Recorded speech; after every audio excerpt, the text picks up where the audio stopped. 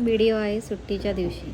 सुट्टीच्या दिवशी असं वाटतं की आपण वेगळं काहीतरी खावं, म्हणून चपाती भाजी आणि भाकरी भाजी खाऊन आलेला असतो कंटाळा. होती मटकी थोडी शिल्लक, मग म्हणावं मिसळपाव करावं, म्हणून मिसळपाव केला. तर घरात तर अशा डिशेस सुट्टीच्या दिवशी खूप आवडतात. काजू कतली पण होती, आळूची पानं फ्रीजमध्ये होती, आळूच्या वड्यांचा पण बेत केला आणि केली मिसळपाव आणि छानपैकी सुट्टीच्या दिवशीचा बेत झाला.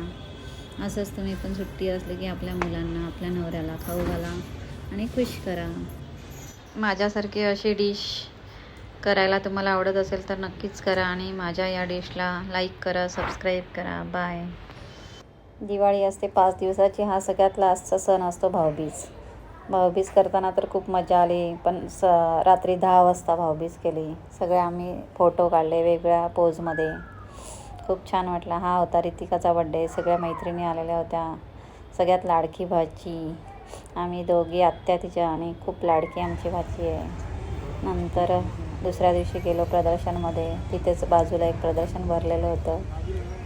तिथे वेगवेगळ्या चिनी मातीचे वेगवेगळे किचनमधले भांडी होते.